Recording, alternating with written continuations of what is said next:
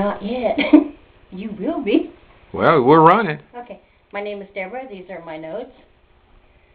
This is my audience. Hi.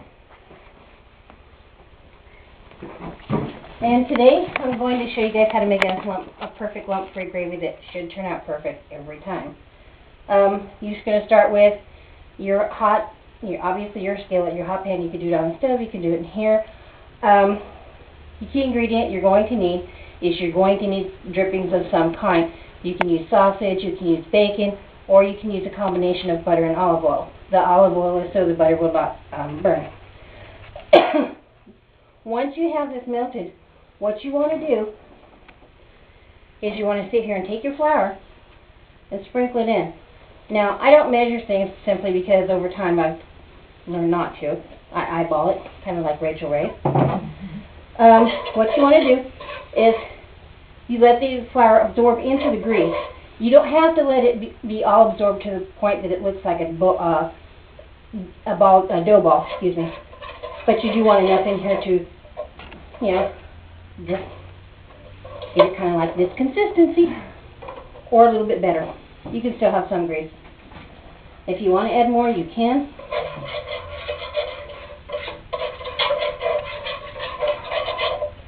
And then you work from there. You add your milk a little bit at a time. Oh, that's my head. I turn back on. It will seize up in the beginning. Don't worry about that. That's normal.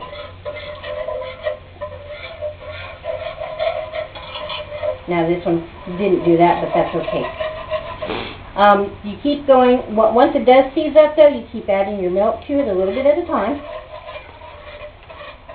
And just a nice little fun fact I discovered online is the word gravy actually is an old French term, and they use the word grain because that's what it was. They also used to use gravy as an enhancement for the meals of the day. Just a little fun fact.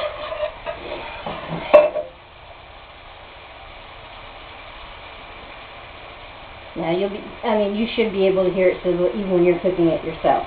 Now it is starting to get a little thicker than, what it has to be. So that's where you keep adding the milk, as you can see.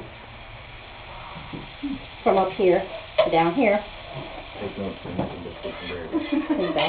Exactly. Now, just so you know, if you want to turn this into a country gravy, you can add sausage to it if you want to, or you can just leave it as is.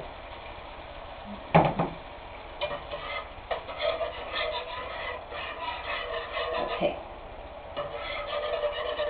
Now I'm not making much because I don't really need much. You add the salt and pepper to taste, and trust me, you really want to taste it because you want to know if it's coming out right or not. If you don't put the seasonings into it, it'll just be really bland.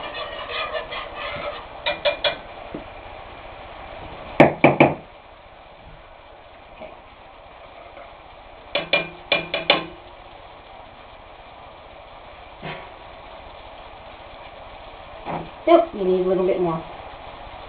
That's why you can do it.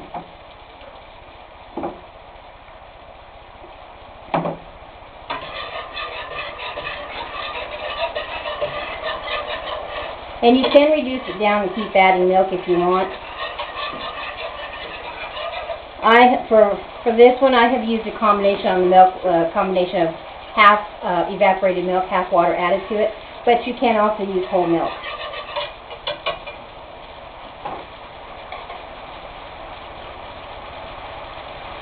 Yeah. You'll know it when you see it, but the point was to teach you guys how to make a lump-free gravy so that if anybody volunteers you to make it, you won't have to panic. Now, if for some reason you still wind up with lumps, this is a handy little gadget to have. It's called an immersion blender. Basically, you can sit there and dump this into a pot and just go to town. I hope you enjoyed it. That was the humor part.